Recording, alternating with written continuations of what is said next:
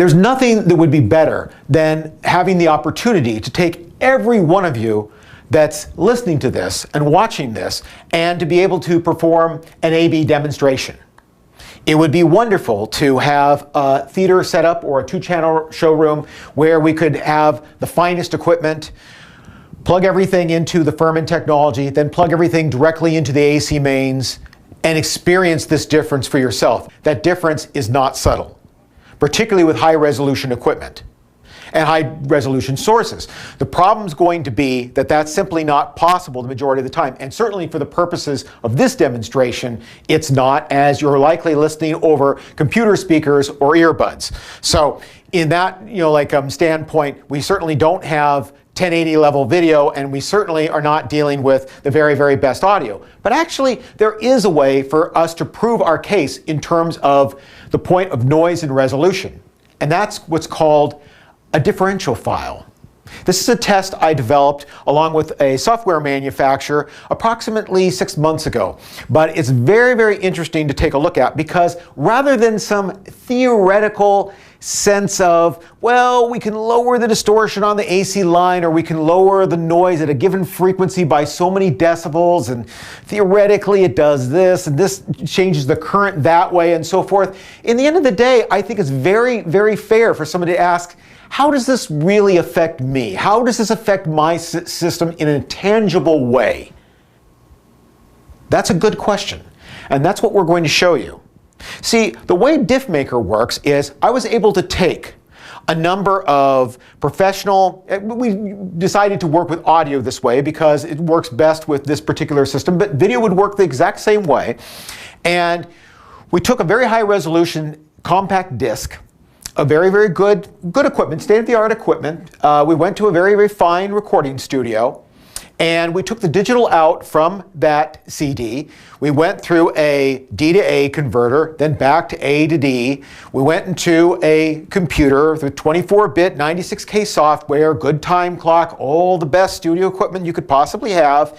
And all of this equipment at matched levels was plugged directly into the AC mains, no filtering, no anything. And this was a studio that had reportedly very, very clean power to begin with. Fine. Then we recorded the first 8-second sample, and that was turned into a 24-bit WAV file, high resolution, and that was put into DiffMaker. Then we did a second file where we did precisely the same thing, but with all of that equipment from beginning to end plugged into the Furman technology. Then when we were done, we took that particular 8-second file and put it into the second file of DiffMaker. And then what DiffMaker is so cleverly able to do is it aligns the beginning, aligns the end, makes sure that everything's absolutely matched level, and it creates a third file where it takes the second file and flops phase, just like opposing magnets.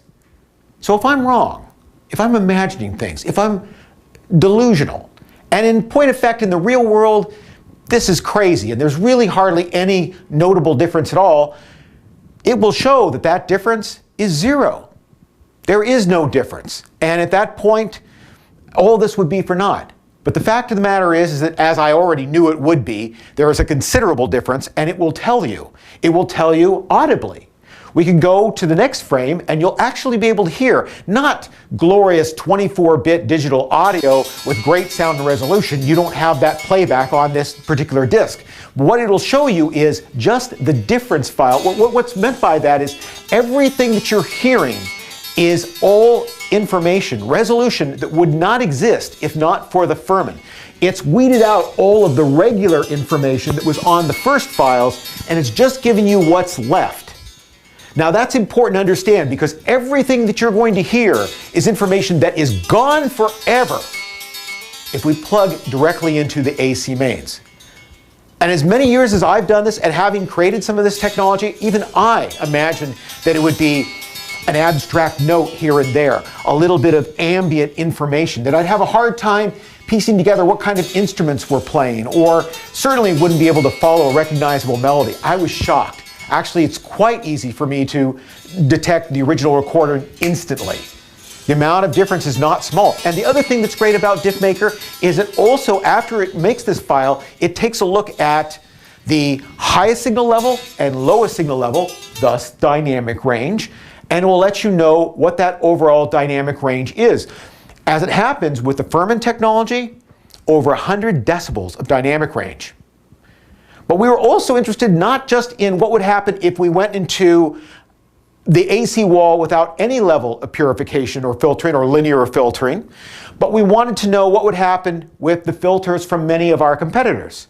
So we've done that. Take a look at how much space there is between all what looks like mountain ranges and so forth of information and dynamics. Then look at all the ones that follow. Look at how much information is gone forever. Look at how rounded everything is. You know what that is? That's compulsion. That's moodiness. That's lost information gone forever. And if you take a look at the dynamic range, what you see is we are consistently 18 to 23 decibels more resolution than every major competitor, and these are all their very finest units. That's one of the things one of the many things that's so unique with Furman.